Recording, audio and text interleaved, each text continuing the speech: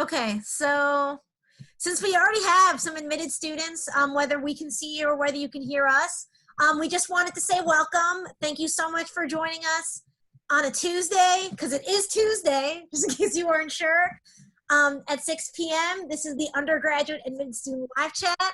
I'm going to introduce myself first. I'll be the moderator. My name is Dana Cobran. I'm the recruitment coordinator for the School of Architecture, Planning, and Preservation. My role involves now digital recruitment efforts, as well as in-person recruitment efforts, as well as admissions, just helping you, whether it's transferring, coming in, any questions you have, and just doing my best to show you a great experience of what our school really emphasizes. I'm gonna let Brent Hernandez introduce himself next. And then Dana, we're gonna reintroduce ourselves at 6 o'clock, just to, because there might. Yes, I just figured I'd start now. But I guess everyone who currently works at Maryland or attends Maryland, we'll just identify ourselves. Yeah. Quick. My name is Brent Hernandez, and I'll reintroduce myself in a second. I'm Director of Student Services in Architecture, Planning, and Preservation. And let's start with Kyle to my left. Okay, so yeah, my name's Kyle. I'm currently a sophomore in the University of Maryland School of Architecture, and I'm in the Bachelor of Arts program, and I'm from Cape May, New Jersey. And I guess I'll turn it over to Asma. Yes. Let's go to Asma. Yeah. Hi, I'm Esma. I'm from McLean, Virginia. I'm pursuing the Bachelor's of Science in UMD in Architecture. And yeah, that's pretty much it. I'll head it over to Jessica.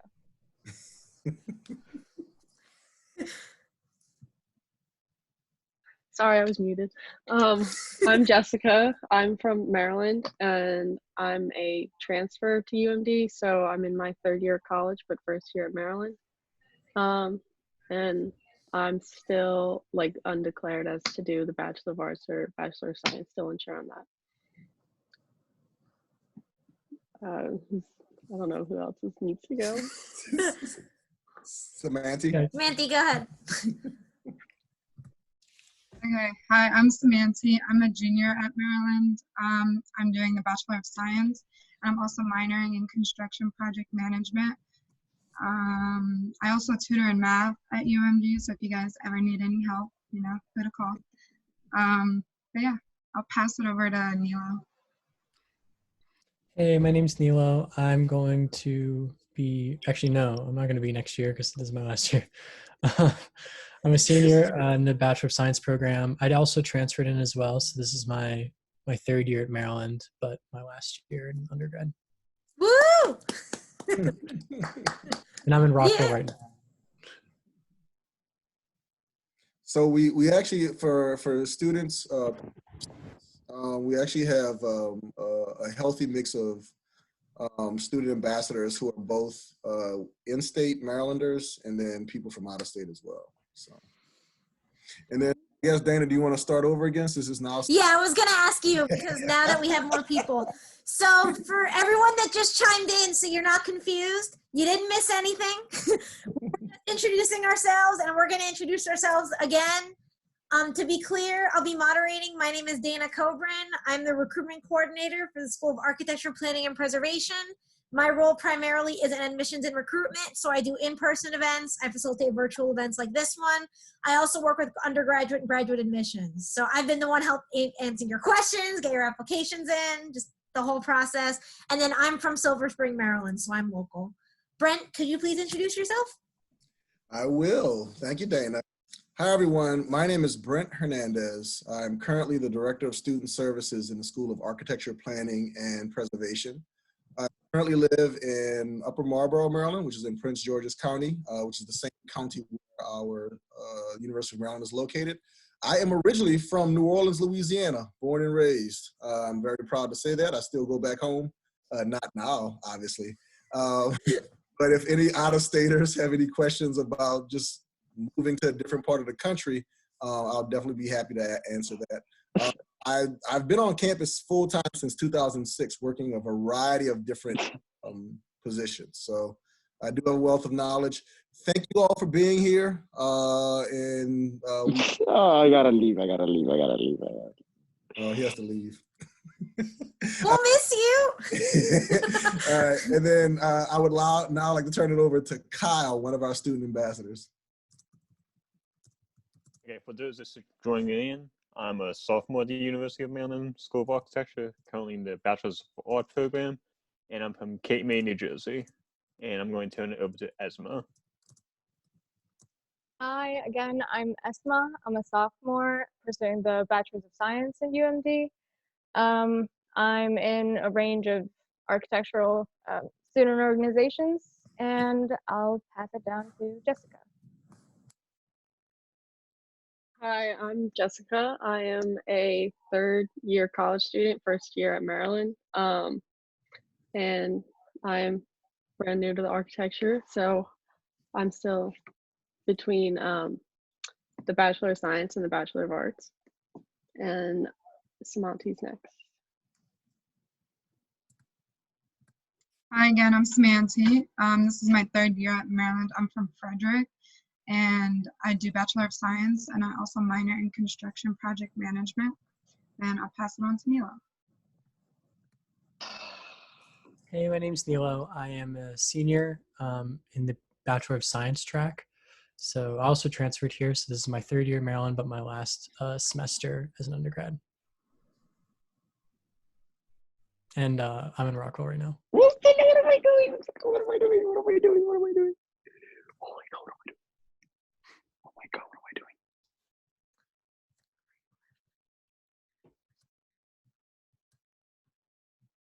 Okay, so thank you so much. Before we start, I just wanted to go over kind of Zoom guidelines because not everybody might be familiar with it. So before we start the actual event, there's only two things I'm going to ask of everybody. Number one is if you are not speaking, please mute. I understand that we have a lot of things going on, families, pets, siblings, etc. But the outside noise can actually be really distracting and sometimes interrupt the person who's listening. So if you have any questions about that, you can chat me privately.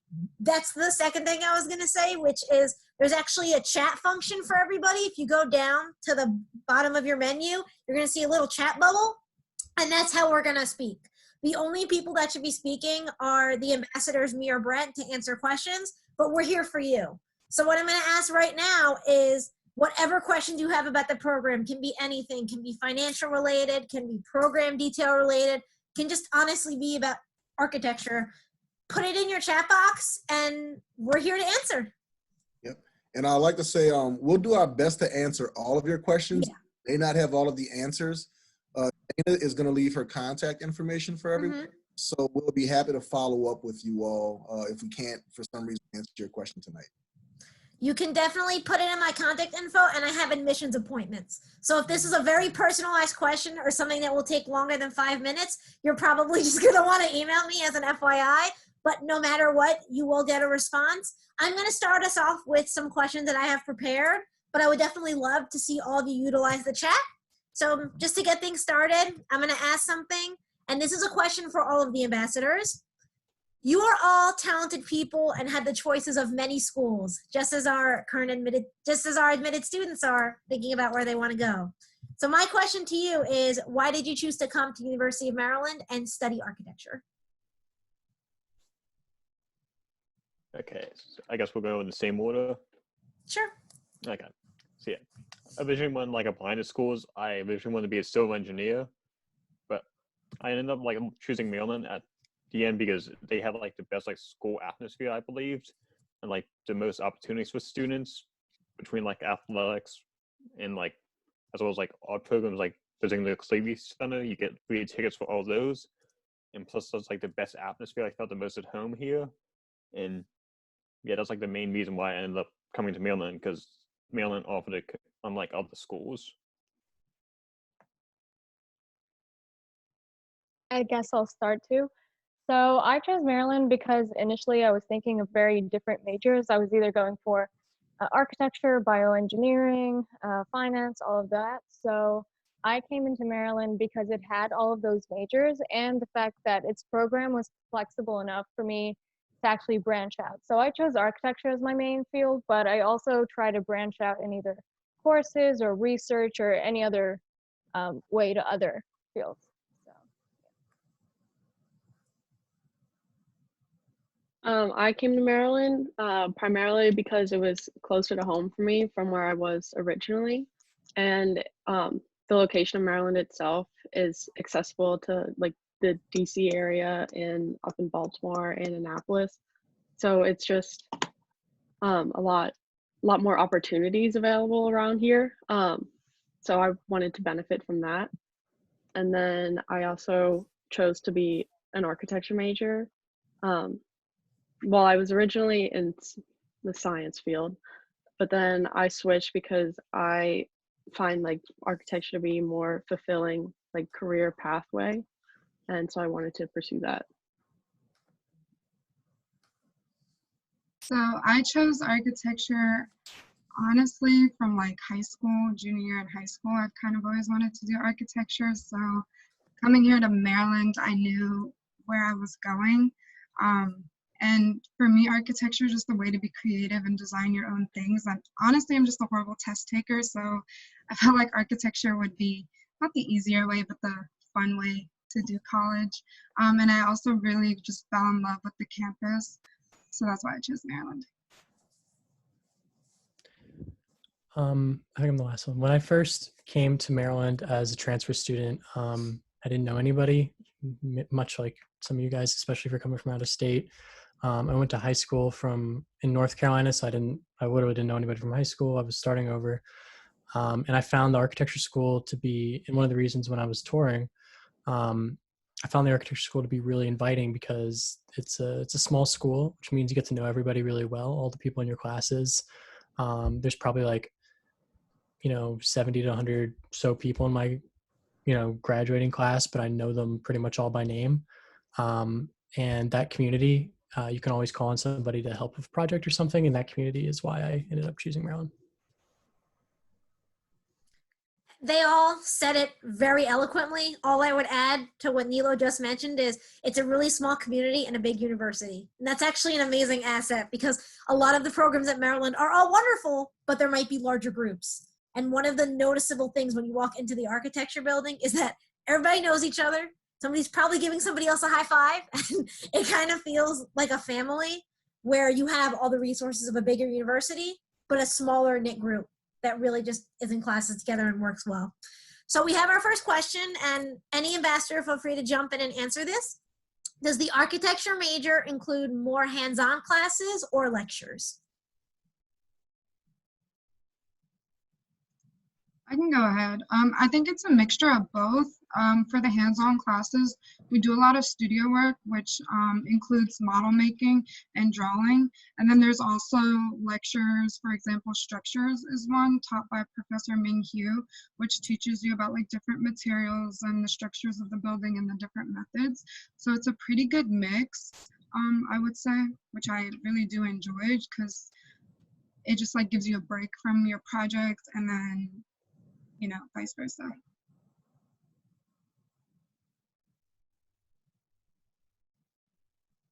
Sure. The only thing I would add on maybe to give some clarity is for hands-on classes, Samantha, can you give examples of what you actually do in studio, just so students can kind of get some image?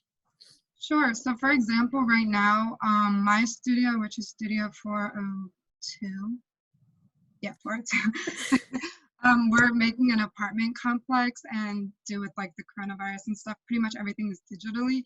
But if we were back in school, we would be making models and things like that. And you have the choice of doing everything digitally or by hand. So I guess if you're a better drawer, you could always do anything by hand. And if you like the more digital program aspect of architecture, you can do it digitally. So they give you the choice of doing that. And then we built a site model.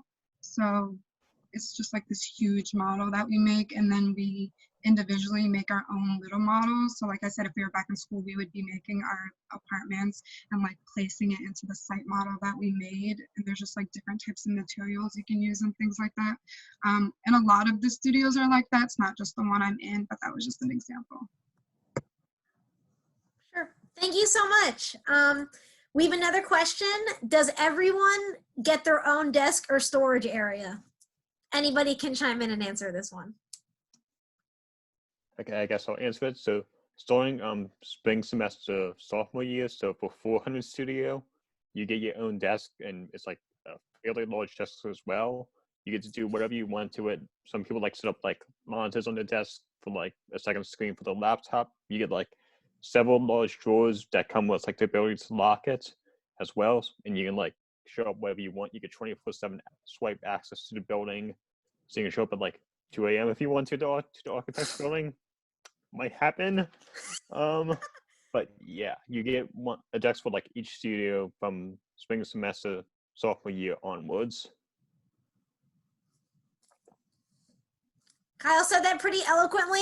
The only thing I will add is for your own self-care, don't be in the building every night till 2 or 3 a.m. We know that everybody has to do it sometimes, but one of the things we're going to emphasize here is that time management is still really important in any major, but especially architecture projects. And the other thing I wanted to mention is everything is open when you have your ID. Just something that Kyle mentioned is a really unique aspect of our school. When you get your student ID coded, you can swipe into the building at any time. There's only 2 rooms that you can't, and one of them is an office for security, and the other one is the wood shop, which has saws and power tools, and you need professional supervised, basically people that know how to use the equipment to be in there. But that's a major asset because you can go into our library any day, and even when the library staff isn't there, just read and study or work on group projects, and it's an amazing asset to our school. So another question we have is, does the program give allowances to students for buying materials for the models?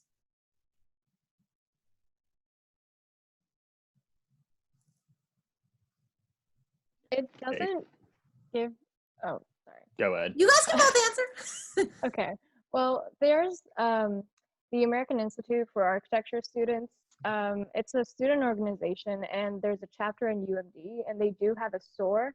They have all the materials that you would need for a model, to make a model in school, but if you have like unique materials that you want to use, you can still order it from that store. It's at a discount from like the local stores around, but you also get like free 3D printing and laser cutting, so that's a really great feature, especially in the wood shops. It's really useful for making models that are like either high end or you can't really do it by hand. But yeah, those are the features that are handed for the specific materials. Sure.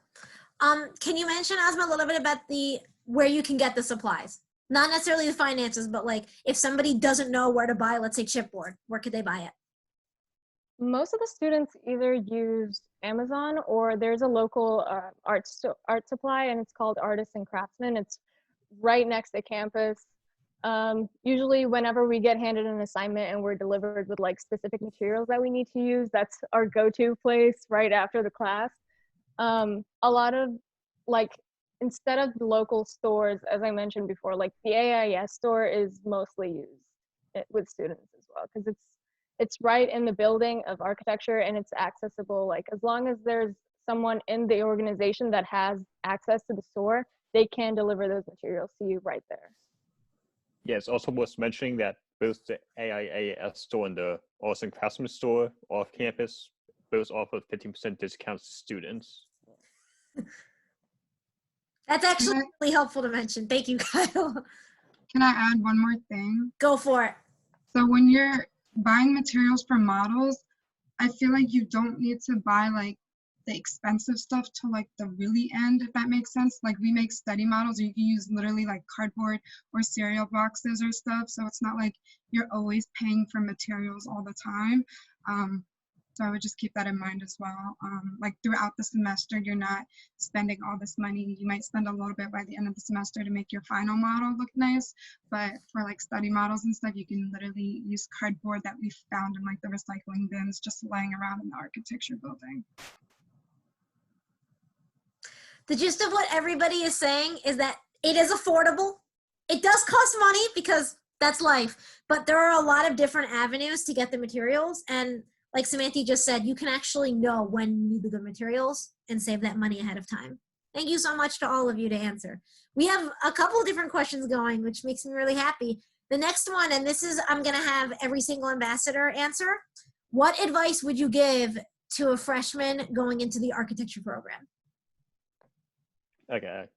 So yeah, as I mentioned earlier, I was a civil engineering student, but after the first semester freshman year, I switched into the architecture program.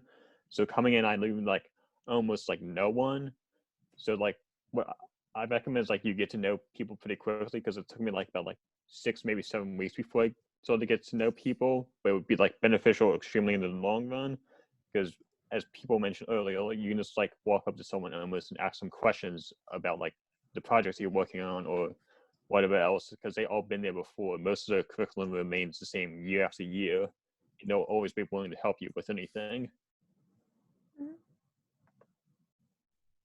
Yeah, I'd add on to that by saying that in the first year, it's really great to get to know the program and like every like kind of niche that it offers. I explored like educational architecture, biomimicry, all of that. It's just get to know the field and get to know what's offered in UMD, because there are so many topics that are offered and it's just not, you kind of have to look for it, but they're always there. In addition to that, there are so many student organizations that you can take a part of. You don't have to be there every single day or 24 hours a day to actually be a part of the school. There's always a way that you can contribute, and it's always a fun aspect. You get to learn more about the field, but you also get to apply what you're learning in class to different activities, and that's a really great way, in my opinion, to learn about architecture. So I would say my best advice that I could give to like incoming freshmen would be to keep an open mind and to not like pressure yourself or think that you have to have a natural like ability to be creative and design. I certainly don't. And I think it's a really challenging way to learn and to do something different that I might not have done before. And that being said, if you're like want to practice and get ahead, like this summer while we have all this free time when you're not doing anything, Photoshop is something that freshmen use a lot, as well as Illustrator, and like just practice drawing, like all that'll help you like prepare for your freshman year.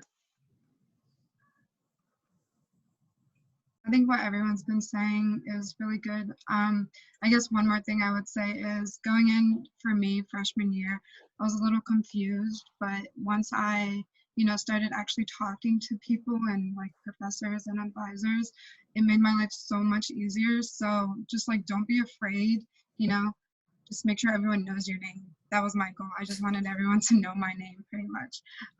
So yeah, just don't be afraid, make friends, don't be shy. Everyone is super nice.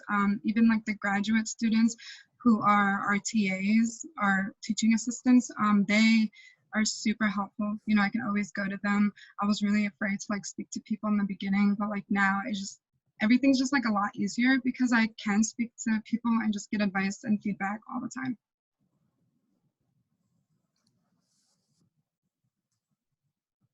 Thank you so much, all of you, for kind of chiming in, because every single one of you had a different perspective and really added something that gives our admitted students something to think about.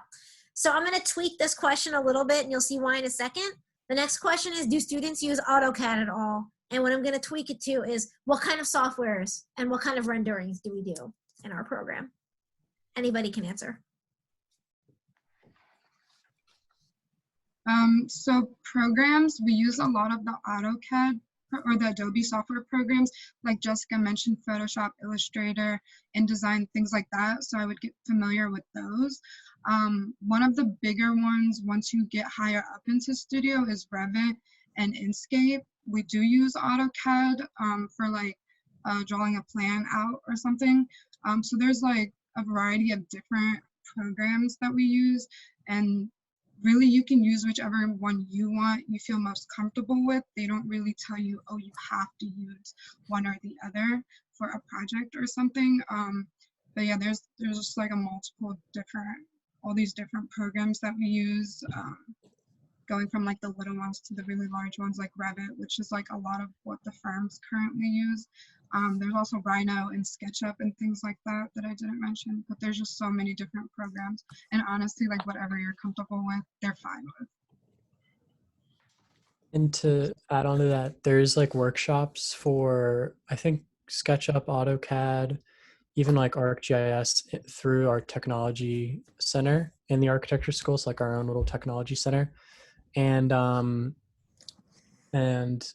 there's also classes for Revit, Rhino, and other computer programs. You can like learn them. So I learned Revit just this semester, and I'm now already using it for one of my projects right now. Okay, just saw this question pop up. For the licenses, the school Mhm. themselves offers the entire Autodesk and Adobe suite for free through tiltwood.com. Once you get your student ID number and student email, you just go to the website and download it. And I believe it's like a 3.5-year license. I'm not quite sure on that. Mhm. And then for Rhino and SketchUp, we unfortunately don't get licenses, but they offer, the companies themselves, they offer student discounts for those. And all the computer labs in the school have all the programs you need you can use them too. So we have 2 different computer labs, and they all have all the software you need if you want to work there too. Yeah, we have one Windows computer lab and one Mac computer lab. So like choose your preference of whatever operating system you like better. To add on a little bit to that, I was actually looking into seeing if I could get CAD from the university on my MacBook the other day, and I think you can only get CAD and that stuff if you have a Windows operating system. So that's something to keep in mind. But all of the Adobe is offered for both, like any type of computer from the university. Thank you so much, everybody. And we just kind of want to emphasize that we make the technology accessible, whether it's free or it's a discounted version. We definitely do our best to try to make it affordable and accessible to everybody. Thank you so much, ambassadors. I'm going to combine 2 of the questions because one of them is kind of more specific to a personal situation, which I'm happy to answer afterwards. But 2 questions are about minors. The first question is they were talking about the School of Architecture or the School of Engineering, and they're both wonderful schools, but what I wanted to highlight is for our ambassadors that are minoring in sustainability or construction project management. Can you talk a little bit about those minors and what your experiences have been so far?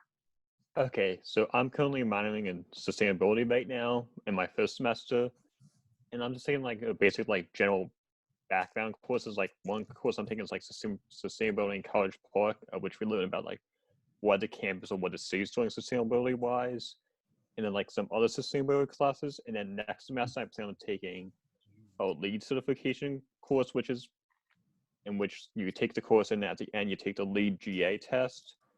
And for those of you who don't know what LEED is, it's in like third-party sustainability rating system that like rates of how like efficient or green buildings are, and that looks like pretty good on a resume or like down the road if you want to go into sustainable design.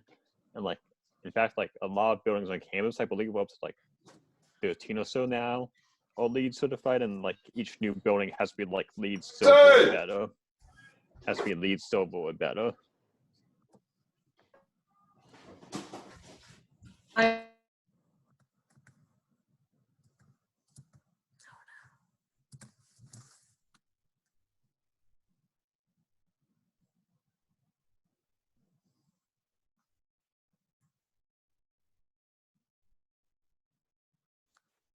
A really interesting way to look at architecture, because just seeing like the architecture or the construction side of it was really interesting to me. There's a lot of math required, so just be careful with that. I know BIM, which is Revit pretty much, is also part of the curriculum, so I thought that was really interesting because it really helped me learn Revit. So even though like I knew a lot of architects use it, I didn't really know the construction side of it. So I think learning about that was really interesting. I only took 2 classes so far, so I can always keep you guys updated. I don't know much about it yet, but so far, so good. Yeah, we also offer or recommend a third minor, real estate development. And with that, you go into like the more financial, like business aspects of what it takes to like develop a house. I haven't started it yet, but like submitted my application for anticipation of next year.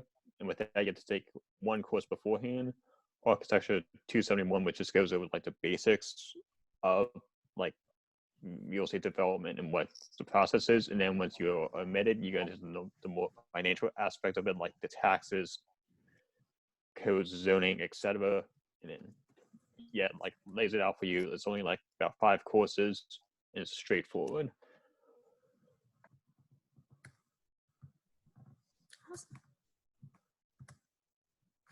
Thank you so much. I apologize. I was having technical difficulties, but now I have data and mobile hotspot on, so I'm not going anywhere. The power of technology. Thank you so much for answering the questions about the minors. One of the questions I saw that I'm going to tweak a little bit for the sake of this audience is somebody basically asked, what is the difference between, let's say, different classes in high school back to back versus having a college schedule and having different university courses or having studio? So I guess for any ambassador, do you want to just go ahead and go through what a day in a life is?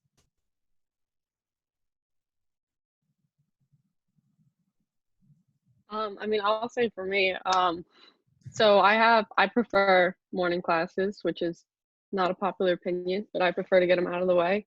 And then nap in the afternoon because you got all that time.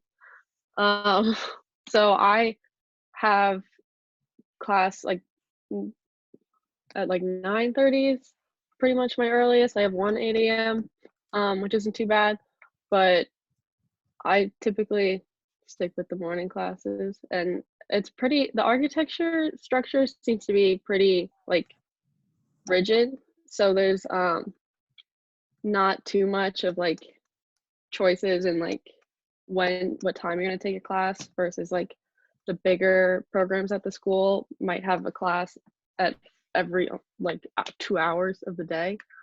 So there's definitely a bit more structure when it comes to the school architecture. Anybody else have something to chime in? I can agree with Jessica that I like morning classes. I mean, I probably wouldn't do an 8 a.m., but like 9:30, 10, 11. That's kind of what I go for. Studio, though, is from 2 to 6 p.m. So, and it's only one time. So I'd keep in mind that it is 4 hours, 3 times a week. But other than that, I usually try and take the morning classes as well, nap, and then pretty much spend the rest of the day in the architecture building.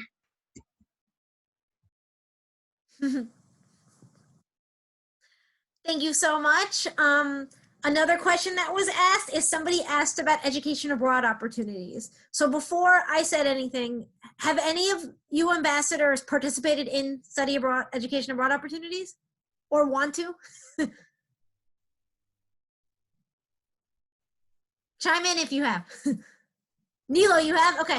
Nilo, can you talk a little bit more? Sorry, I didn't see your hand on the camera. Yes. Talk a little bit more about your experience in education abroad and what benefits you had from it. Yeah, I did. So I didn't do the semester long program, but there, I guess if somebody else wants to talk about that, or I can talk about it, doesn't matter. But I did a short-term program in Greece, which was actually through the engineering school, but it was a sustainability class. So it was really neat because we got to go to Greece, obviously, during spring break, and it accounted for a full credit class. But also, so yeah, 3 of those upper level credits, you can transfer study abroad and use them like as one of your upper level electives. And then at the same time, I was helping kind of be part of a collaborative design project. So we were redesigning a park, and I was one of the only architecture majors, so I got to do most of the designing, which is pretty cool.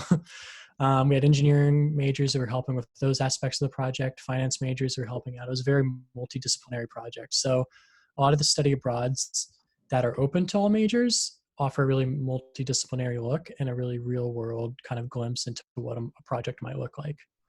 I don't know, did you want to touch on like the Italy stuff or? I was going to see if another ambassador wanted to, but go right ahead. So it seems like you're good for it. Okay. Did anybody study abroad in Italy besides? Okay. No. Okay. We also have have a study abroad program during the, usually people do it the spring semester of their junior year. Sometimes, I guess I've known people who've done it senior year as well. But that is to, I can't, I'm blanking on the name. Oh, it's the Florence, right? Yeah, you're good. So there's a partnership with the university there, and you'll take your studio classes, you'll take your electives. You get to learn in an Italian city, study architecture there. There's also a lot of other short-term programs that the architecture school offers as well. I think before the coronavirus stuff, I think there was a trip to Canada, and then in the past, I think they've gone to Mexico, Spain. I know I'm probably missing some places, but there's a lot of short-term trips for winter and summer as well. Thank you so much. All I'm going to add to what Nilo said is we do have a lot of trips. We have the semester trip, which Florence is beautiful. So I'm going to let Nilo, having said that, all I'll add for the short-term trips is they vary in length. So they're about 4 to 6 weeks, and they qualify for different credits, meaning you'll have undergraduate architecture students, but we have one trip, which is to Stabia, and you're looking at different neighborhoods and cities in Italy. And that trip's open to all students, not just architecture. So we get students that are interested in art history, engineering, archaeology. And like Nilo said, it's really cool to have interdisciplinary trips because you have a lot of different backgrounds. I will say one of the questions we get commonly that I'll answer quickly is financial aid opportunities regarding education abroad, because everybody wants to go, but we all have to find ways to pay for it. And the one thing I will say is there are scholarships available. There are scholarships available through the Education Abroad office, and there are also scholarships available through architecture if you inquire. So it definitely can be affordable. For out-of-state students, the education abroad can be less than out-of-state tuition. So there's definitely affordable ways to make that happen. And like Nilo said, before coronavirus, we had trips. We will have trips again, even though it's a little bit of rocky timing. Just remember that we got to hold on because education abroad will continue once the world calms down a little bit. And there are a lot of exciting opportunities. I'm going to move on to the next question, and I want every ambassador to kind of chip in on this, which is they asked about internships, and they want to know what kind of internships are available. So the two things I'm going to ask is, what is the internship process application like for you in terms of finding them and applying for them? And for ambassadors about to start or currently in internships, how has your experience been so far? Okay, so the school themselves offers a career field. Like in March, we had one, and I believe, how many films ended up showing up? Like almost 80? Over 90. Okay, yeah. So yeah, we have about 90 films from the DC, Maryland, Virginia area show up. So there's that if you want to stick in the area. What I did is, since I'm from out of state New Jersey, is that I looked up local films near me and like sent out my resume as well as like portfolio to them, and this career center at the school will help look it over for you as well before you like send it out, and you can do it that way. So yeah, the career center at the school is like willing to help you find a job or internship no matter where you live. Yeah, going off of that, there's definitely a whole range of internships that you can apply for, and they're either local or probably even out of state, like Kyle is. But there's always an opportunity waiting for you to join in. Usually they hire interns throughout the summer. You can take it over the semester if I usually see that in upperclassmen, not really underclassmen, but you can definitely do that if you have enough skill sets and you can show it. But what I did realize that firms that come into UMD, especially in the career fair, they are looking for the students there, and they're not really concerned with what year you're at. It's more as what your skill level is in their specific program. So you can have a firm who loves to use SketchUp, and SketchUp is pretty easy to use, and you can learn that in your first semester or even in the summer, and you can be really great at it if you have a little, like, if you mend that with architectural basics, you can apply that at a firm and you have a good chance of getting that internship. Another thing is you also have guest lectures, and I remember in my construction methods class, there was a guest lecturer in Ming Hu's class, Professor Ming Hu, and he was also looking for interns. from that specific class. So there was like an opportunity for an internship through the summer, but with the whole COVID-19 aspect, those internships have been a little delayed, or firms have said that until further notice we will address it. But yes, there's definitely a higher chance of internships at UMD, and especially with all the local firms nearby. So yeah. Just to speak a little bit more on the career fair, I found this year personally for me, when I was doing my like research on the firms that were gonna be there, it's hard to find online where they'd be like, oh, we're looking for an intern or someone who like wants to come work for us. But so like that's why the career fair is so important, because it's makes it like so easy to find these companies to work for, and like it's not always advertised that well online. So when they come to the university, it really helps and speaks on how much they value UMD students.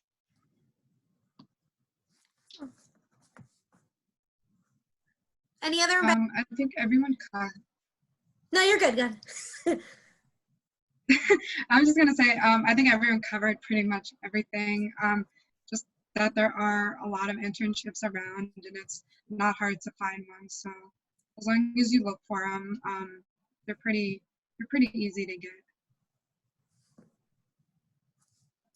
Awesome. Thank you so much for covering that. Because we don't have live chat questions, I'm going to go to a couple questions I have, but keep typing in. It's only 6:40 and we'd love to hear more from you. One of the questions commonly, missed one, I think. Did I miss one? Because the chat erased. I came back in. So about the requiring a specific laptop? Yes. Okay. Can you read that out loud?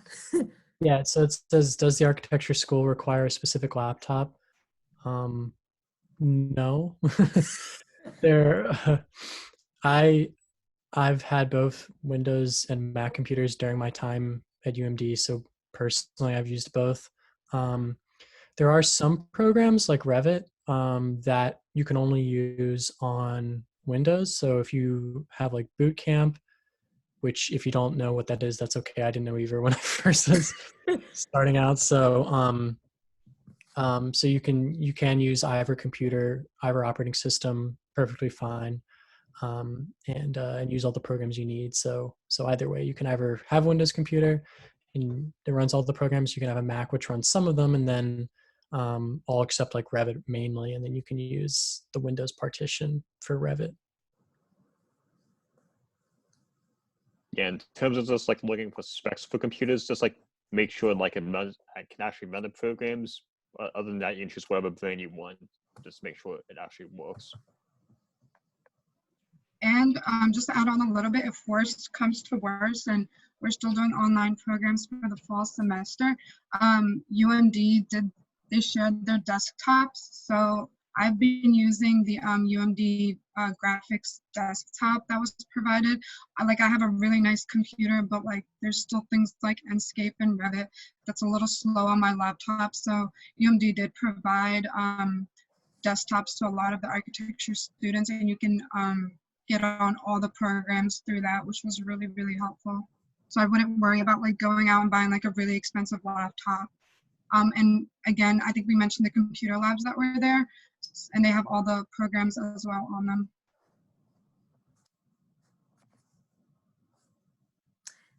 You guys honestly all said it pretty succinctly. The only thing I'm going to add is the laptop specifications. We do have them on our website. You can Google UMD Arch laptop and find them, or email me and I'll show you where they are. But the one thing I do want to say, and I get this commonly from a lot of students, architecture related, grad or undergrad, don't use a netbook or an iPad or a tablet and try to use Revit. It will not work. Same with a lot of the Adobe suite. Typically, you need a full laptop. You need a significant amount of RAM. You need, I would say, at least an i3 core processor, just because if you try to run these larger software programs on like netbooks or tablets, it's either going to crash it or it's going to freeze. This is a personal experience. It happened to me. It wasn't an architecture software, but it was still a large software. So I just want to share my mistake out so everybody can learn. And yeah, you can kind of customize whatever options work for you, Mac or PC. We just want to make sure it's accessible to you. So the next question is, for any of our ambassadors living on campus, I guess, what residence halls do you live in? What is living on campus like as your experience goes? Okay, so residence halls for the most part aren't by like major at all. It's like more just random. I'm in a residence hall right now. I'm like 3/4 of my floor is like comp sci kids. I'm like, I'm the only architecture kid. So like it's all random. And like also for those like that haven't been to like a residence hall meeting yet, you're guaranteed housing for like the first 2 semesters, and then you have to find your own place afterwards. But we offer on-campus apartments for juniors as well. So just like kind of keep that in mind.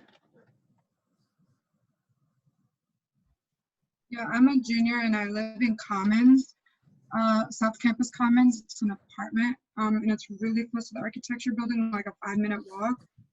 My first 2 years, I lived in residence halls, and yeah, there isn't any like, just because you're an architecture major, you have to live with architects.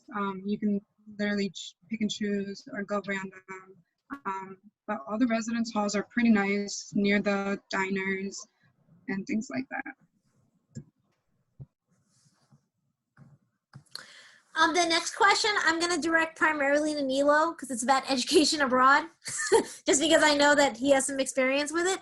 Nilo, when you study abroad, did you take the language class of the country you're in, or did you get by fine not knowing the native language? So I know if you do the semester-long programs, they do like you take a language class, so you'll be able to learn that language and you won't be just getting around. I'm kind of going to cheat a little bit because I speak Greek, so I was able to. Everybody was asking me questions. So for the short-term programs, they don't. So if you know Spanish, French, or Arabic, wherever you're going, if you're for a short-term program, they don't really teach you. So you want to brush up on those, on the apps and stuff. But if you're going there like a first semester, they will have classes for you. Yeah, just to add that students who attend our Florence trip will take a first-year Italian course. So hopefully they'll be fluent in Italian afterwards. Thank you so much, Brent and Nilo. Your responses were wonderful.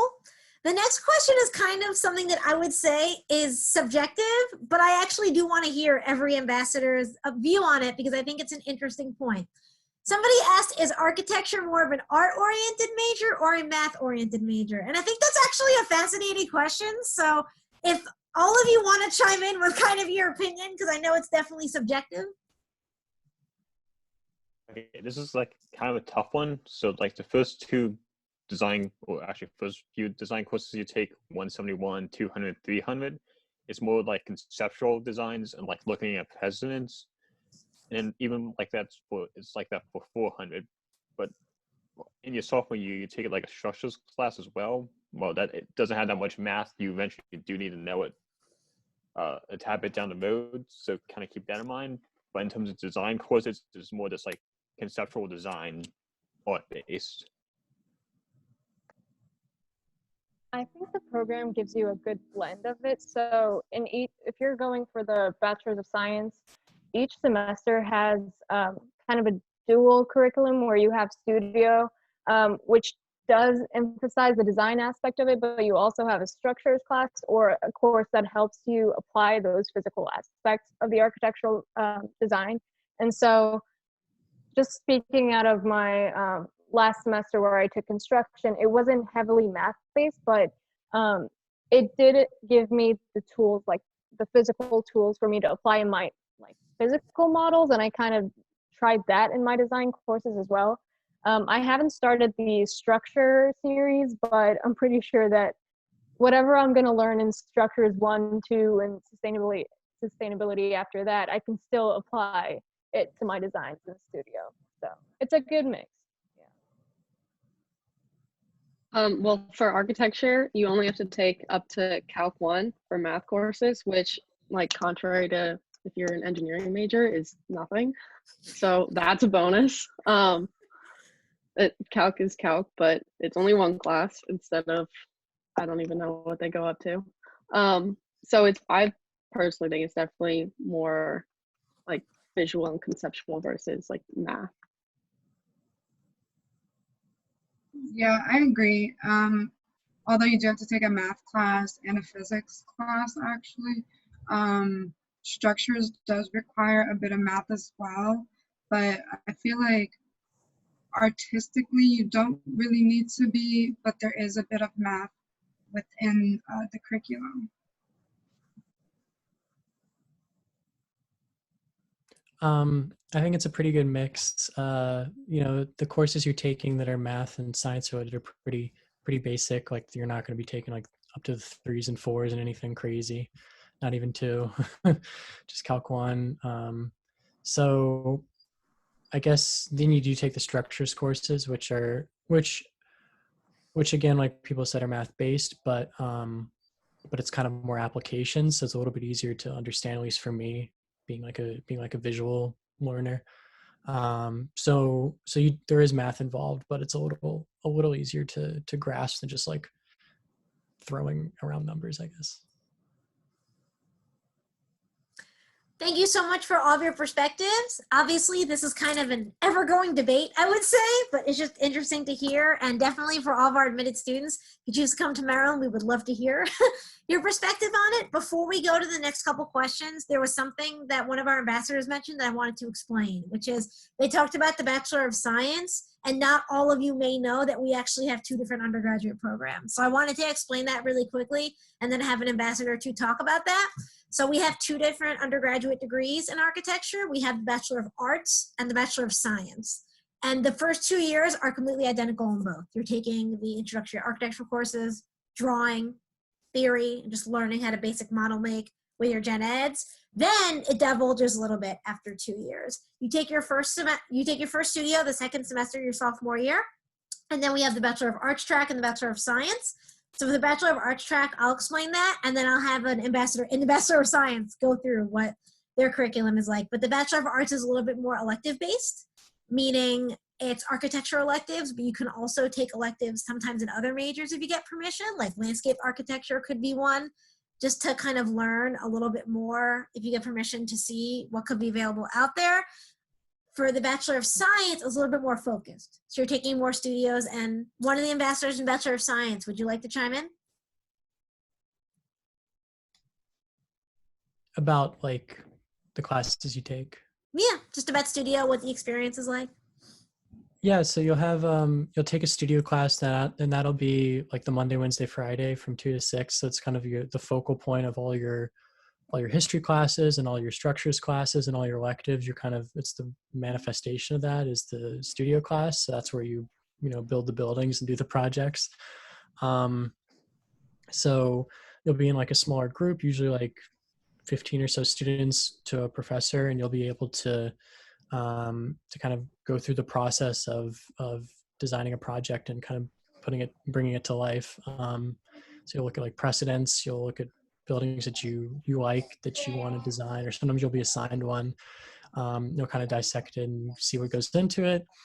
You'll kind of get to the phase of doing your own designs eventually, where you'll take your precedents and ideas you might have liked from different buildings and kind of try to put them together, create like kind of what we call massing models, which are just kind of abstract forms of what the building might be. And then you get kind of more into the nuts and bolts, the floor plans, how it looks on the outside, what goes on inside. So that's kind of a project process. I don't know if I was answering your question correctly. No, I mean, I just wanted them to hear a little bit more about the Bachelor of Science process in studio. Brent, one thing I wanted you to chime in, and something I just realized I forgot to mention is, so everybody comes in as a Bachelor of Arts students, but there is a review process for the Bachelor of Science. So Brent, can you chime in a little bit about the review process and what that's like? Yeah, one of the things that I do want to mention is that our Bachelor of Science is a pre-professional program, and it's designed to give all of our students advanced standing in the master's program in architecture at the University of Maryland. So if students earn a Bachelor of Science at the University of Maryland, our hope is that they move on to a master's program, which is about 2 years. What's really cool about the master program is in our architecture is that we also offer a Bachelor of Arts. Our students who are completing the Bachelor of Arts will also have access to the to the Masters in Architecture. Usually, if you earn a Bachelor of Arts in Architecture, your master's program in architecture at the University of Maryland might be anywhere between 2.5 to 3.5 years. But the design of our Bachelor of Science is to get you into a master's program. And the benefit of, and I know you all are thinking about going to the right undergrad. We always want you to be forward thinking at the University of Maryland. And the nice thing about a master's degree in architecture is that it's a terminal degree. We found that architects who have earned a master's will earn more completing their masters when they're looking for jobs. Also, when it comes time to put a person's name on a firm, they're looking for those degrees that they've earned. Earlier, someone mentioned a question about planning, transportation planning. And I would be remiss if I didn't do a quick plug. I was gonna do it, but go ahead. You're already there. So I was talking about the Masters in Architecture, which students who will enroll at the University of Maryland, we're going to encourage all of you to pursue a master's in architecture, maybe. If not architecture, we also offer master's degrees in urban and community planning, historic preservation, and also real estate development. And we've also found some students who finished Maryland with a Bachelor of Arts in architecture. They've gone on to get a dual degree in architecture because their program might be around 3 years, but they'll couple it with a master's degree in community and urban planning. So they'll actually ultimately leave the University of Maryland with 2 master's degrees. Doesn't happen quickly, right? Like years for undergrad, maybe 3 years for the 2 masters, but still, those are students who are looking a lot more marketable than when they came in. So part of the culture of the University of Maryland is to always, we want you to be thinking about what are you going to do after graduation. And so that's something that we'll be pushing everybody in our program towards. Thank you so much, Brent. He just also did an amazing plug for our graduate programs. And the only thing I'll add is I am the person who talks to current students about going to grad school. So I want to just emphasize, in addition to me having me as a support, we don't just help you with undergrad. We help you with future planning. And I really want to emphasize that because everybody right now is thinking in this chat, okay, where am I going to go to college? What do I want to major in? What do I want to do with my life? You don't have to know all those things right now. You will have to know by May 1st what school you go to. That's not up to me. That's just the deadline. But we want to emphasize that we don't just help you to get here. We help you promote and self-growth. And there are a lot of students right now that I'm working with, for example, that just applied to grad school or that are trying to apply for next year. And we do offer that support that we want you to further get licensed, practice. For the sake of time, I'm going to ask one more question, but for everybody's question that we didn't get to, once we answer the last question, I'm going to put my contact information, which is my email and my phone number. I'm typically more responsive via email. I do check my voicemail every day, though, if you want to call me. So the final question, and we'll have 1 or 2 ambassadors chime in on this before we go, that I'm going to choose is, somebody asked if we ever do projects or go on architecture-related field trips. Can somebody in studio talk about what it's been like to have a field trip in studio and then Model Week? Okay, so in architecture 200, one of the assignments you assign is a sketchbook assignment, of which you had to like go to DC and like do like at least 12 different sketches from like a list of stuff. Like half of them would like draw like the DC metro station because of the unique architecture it has, and then like some of them's like head down to the National Harbor and draw stuff there, or head up and down the National Mall and like draw like this museum, and you can, it's just like stuff relating to that. And then in 400, we have a garden project, and we were supposed to go to Dumbarton Oaks. Unfortunately, due to everything going on right now, we were unable to do that. But those are like 2 days, visits that we had to do.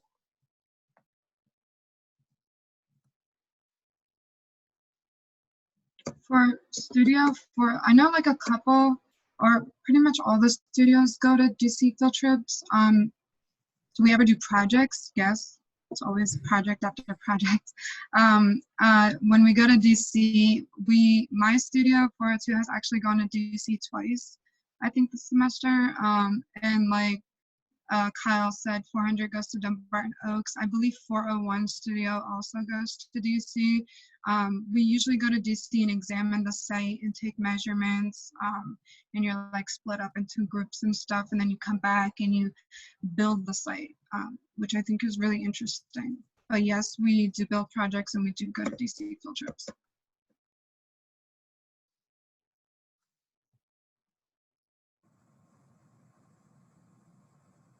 Any other ambassadors want to chime in before we head out?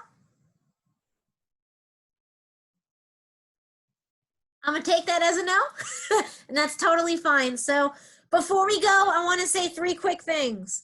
Number 1 is my name, email, and phone number are in the chat, as are all of our social media accounts, except for the Instagram should be Map School. So I'm just gonna correct that typo really quick. That's our Instagram. The reason I'm putting those in is because we want you to stay in touch with us after this.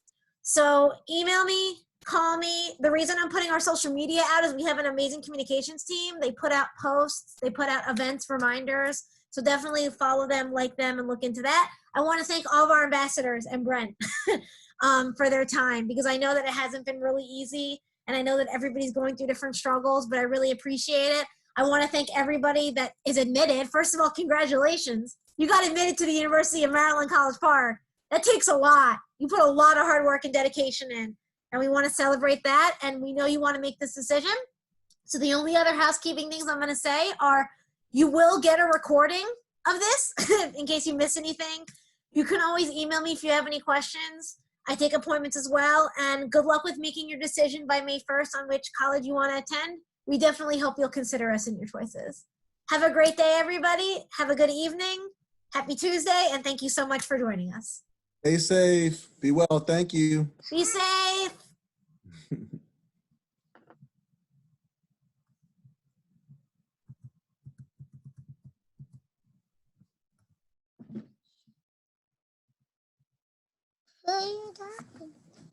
Oh, it's Cadence.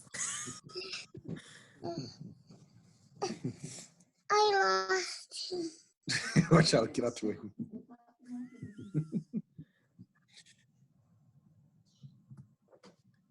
Hey, ambassadors. Well, Dana, great job, Dana. You did a great job of organizing the panel and facilitating.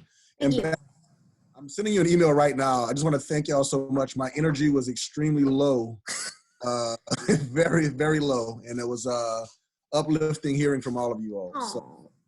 So thank you very much. It's been hard I know it's been hard on you all, but this has been hard on us staff members and faculty as well. So, but seeing you all is really good and really uplifting. So thank you all so much. And that's it. I don't really have anything to add to that, because honestly, there's nothing I could say that could make that better. But thank you for your time. You'll keep getting ambassador emails from me. And if I have any more volunteer opportunities, I'll let you know. The only thing coming up that I'm certain of is orientation, which we were just alerted. In case you all didn't know, the orientations will be virtual. So we will be pulling ambassadors virtually. So you'll hear about that in the upcoming days. For our graduating ambassadors, Nilo, since you're here, we're going to miss you a ton, but we're also really proud and happy for you. I just wanted to be able to say that face to face. I actually have a question. Go ahead. Which I don't think you've been asked. It's fine. When you when you guys come back on like December, if there's a graduation, are you guys doing graduation, or is it just like the entire school one? Brent, I'm pretty sure we do a graduation every semester. Like, I mean, will you invite the spring graduates back? Oh, did you all get any kind of email about commencement? We got an email saying that like there'd be a commencement in Xfinity, but I didn't know if like they didn't say if your individual college would have one for you or not. At least the initial plan I heard, which can change time, was that they were going to their plan was to invite spring grads to the winter commencement, including at least at the time, it was including college commencements.